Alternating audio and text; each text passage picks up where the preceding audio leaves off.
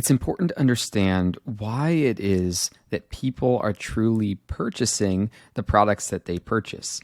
And the simplest way to understand this is to understand the difference between utility value and subjective value. If everybody in the world thought about value the same way, then we would all be driving the same cars. We would all be shopping at the same stores. But because we live in a world of abundance, almost everything we do and almost everything we buy goes beyond utility value. So let me give you an example of what I'm talking about here. Utility value would be a car that is just four wheels, an engine, seats, and a frame, and it takes you from point A to point B.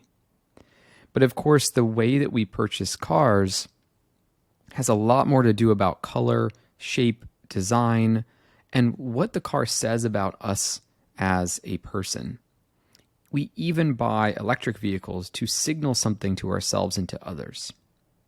Subjective value is a Rolex watch, for example. We don't actually use a Rolex to tell the time, or not very often. It might just sit in a case that you don't even use in your closet. And it does a worse job at telling the time, arguably, than a digital watch that is cheap. So what is the value of a Rolex watch? Well, the value is mostly social. The value is a feeling that the Rolex watch gives us. Our Rolex provides us with a feeling about ourselves and a feeling of what we believe it's signaling to other people. So this idea that living in an age of abundance is about understanding how different people understand subjective value in their own life and make purchasing decisions based on that. It helps to understand this because it helps us understand ourselves as business owners, as creators, and as humans.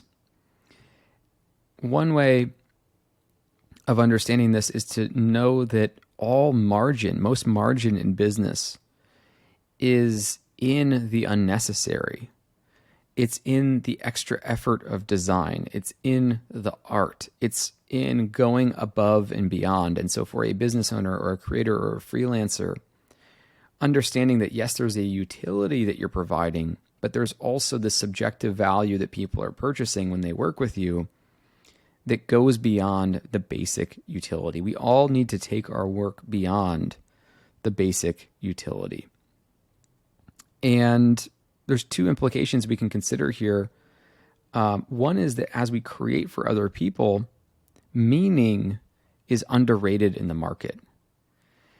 And the second is that we need to start to understand as we work with other people that value is subjective, meaning they have a different perspective about what is valuable to them. And to create products and services for other people is to have a deep understanding about what others value, not what you value. And at the same time, this gives you agency over deciding what it is that you value. And that is reflected in how you spend your money and how you spend your time. Because you spend your money and you spend your time not just on the utility of what you need to get done or what you need to survive, but instead on the subjective meaning that it brings you.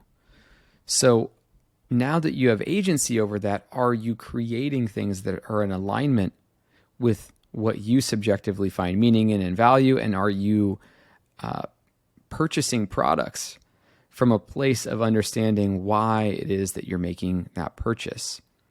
And I think all of this can help you align more of what you do with what you value. And I think it can help you break into understanding that the business world isn't just this world of logic. We are all humans who are trying to create meaning.